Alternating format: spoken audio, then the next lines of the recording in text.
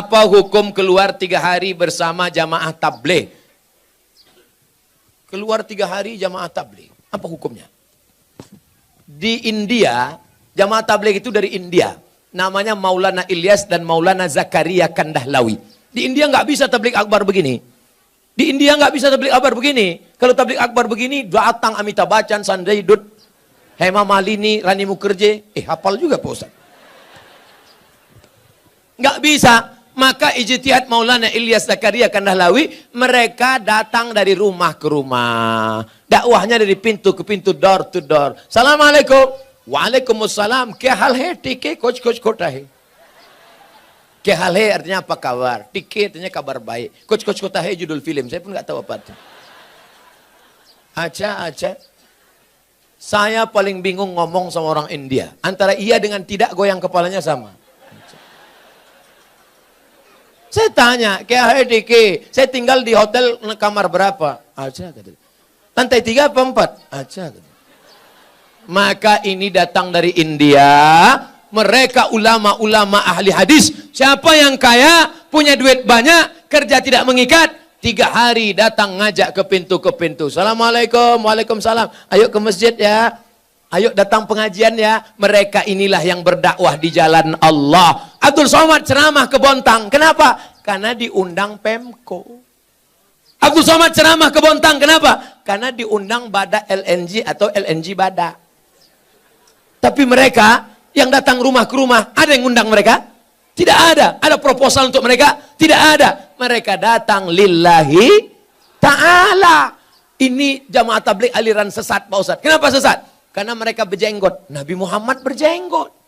Karena mereka bersorban. Nabi Muhammad bersorban. Karena mereka pakai jubah. Nabi Muhammad pakai jubah. Kenapa Ustaz nggak pakai jubah? Ini orang ramai narik-narik. Kalau sempat saya pakai jubah, tanggal jubahnya. Maka saya pakai celana biar supaya cepat lari, nanti selesai ceramah langsung masuk mobil pulang. Jangan katakan mereka sesat. Mereka adalah orang yang mengajak ke jalan Allah. Mereka aslinya dulu preman, bertato, kumis tebal, anting-anting, gak kenal agama. Tapi datang jamaah tabligh di terminal, ini preman. Datang, bremo, tato besar, gambar ular kobra. Datang itu jamaah tabligh, memukul ular kobranya. Hei, ayo ke masjid. Berani anting ngajak saya? Besok dia datang lagi. Lama-lama preman ini tersentuh. Datanglah dia ke masjid. Ini bukan cerita bohong. Ini bukan cerita yang diada-adakan. Seorang preman di kampung saya. Rambutnya panjang, punya meja biliar. Tidak pernah sholat. Akhirnya saya pulang dari Mesir. Dia yang jadi imam di masjid. Bismillahirrahmanirrahim. Saya heran. Siapa ini? Assalamualaikum warahmatullahi. Yang punya meja biliar.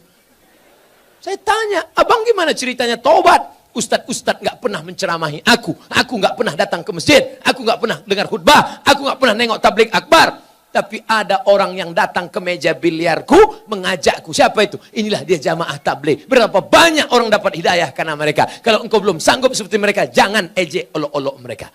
Ini banyak orang ngejek. Apa itu? Itu jamaah kompor. Apa itu? Itu jamaah KUPJ. Apa itu KUPJ? Kelompok Ustadz Panjang Janggut. Oleh sebab itu maka mereka dakwahnya lembut. Assalamualaikum Pak Haji. Waalaikumsalam. Ayo ke masjid ya Pak Haji. Jangan ajak-ajak saya. Kamu belum lahir, saya sudah haji. Apakah mereka jamaah tabligh berhenti? Mereka besok ajak lagi. Assalamualaikum Pak Haji. Waalaikumsalam. Ayo ke masjid ya Pak Haji. Kan sudah kubilang kemarin. Ini kening sudah sujud 1000 kali di Masjidil Haram. Catatan amal sudah penuh. Aku tinggal masuk surga aja lagi. Tinggi sana, pergi. Masjid kalian yang jelek itu nggak level ya. Hari ketiga mereka datang lagi. Assalamualaikum Pak Haji. Apa? Mau ngajak lagi? Mau ngasih tahu Pak Haji. Nanti kalau Pak Haji mati kami biarkan ya.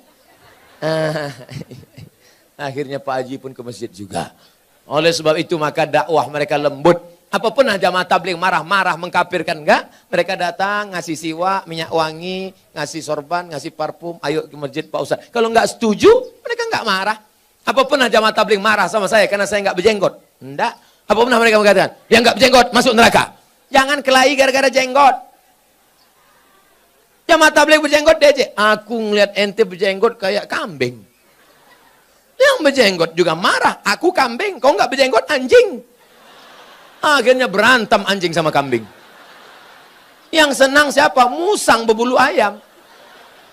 Mereka nanya, kenapa mereka kelahi? Gara-gara jenggot. Di masjid lagi. Iya, untung kita nggak ke masjid.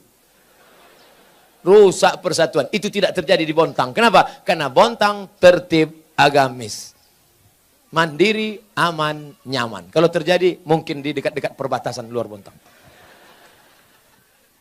Apa yang harus saya lakukan ketika ibu saya selingkuh sudah 3 kali kedapatan? Apakah saya boleh membenci dan memarahinya? Apa yang sebaiknya dilakukan bapak saya, Pak Ustadz? Engkau dulu lahir ke dunia ini lewat rahim ibumu atau lewat tabung gas 9 kilo? Apakah bisa kau katakan, Mama, aku tak pernah? Tidak pernah, kita pernah lalu di perutnya, lalu di rahimnya, dan dia meregang nyawa. Itu tidak bisa kau pungkiri. Oleh sebab itu, bahwa dia bersalah, ya, tapi kesalahan dia tidak membenarkan kedurhakaan engkau. Maka caranya bagaimana? Suruh bapakmu menasehatinya. Bapakmu pun kok bisa dibuat selingkuh 3 kali? Kemana bapakmu selama ini? Laki-laki itu kan tahu dia. Periksa HP-nya. Tiba-tiba di HP ketawa-ketawa. Kiki. Kau ngapain siapa? Sama siapa? Sama mantan, Bang. Reuni-reuni dia pergi. Tanya dia. Ibu-ibu kalau reuni bapaknya ikut. Nanti pergi sendirian. Ditanya, mana gambar suamimu? Ini. Gantengan aku ya? Iya, Bang. Akhirnya semua berawal dari macam. Udah macam abang saya. Udah macam adik saya. Berawal dari macam, berakhir dengan macam-macam.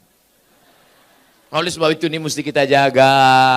Nah, dalam kasus begini bagaimana Pak Ustadz? Laki-laki 2. Yang pertama, dia sabar atau dia gugat ke pengadilan. Kalau kau sabar, kau jaga dia. Kalau tidak, kau gugat di pengadilan. Maka kasus perselingkuhan paling cepat hakim menjatuhkan talak. Kalau kau sabar, jaga dia dengan baik. Kalau kau tak sabar, kau lepas dia dengan baik. Bunga bukan setangkai, kumbang bukan seekor. Patah tumbuh hilang berganti, hilang satu tumbuh 1000.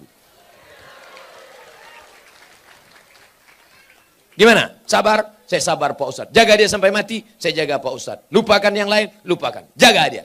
Tapi jangan mulutmu berkata sabar, hatimu berkata yang lain. Gimana aku bisa menerima dia? Dia sudah diobok-obok 3 orang. Ustadz, seorang akhwat, ada ingin saya tanyakan. Ada orang melamar saya, tapi saya sedang menyukai orang lain. Bagaimana ya Pak Ustadz? Ini mancing-mancing aja. Ada laki-laki melamar engkau, tapi hatimu sedang suka dengan orang lain. Maka kau tengok dulu mana di antara 2 laki-laki ini yang bisa menyelamatkan engkau dunia akhirat. Kalau tiba-tiba yang ini datang, ini jantan dia, perkasa dia, dipinangnya kau dengan baik. Ini cuma berani bawa engkau makan mie ayam, bakso, bonceng sana, bonceng sini, pegang tangan, ujung jempol kaki. Maka kau campakkan ini, Fir'aun, ini tak ada gunanya nih. Ini yang Musa yang baik ini.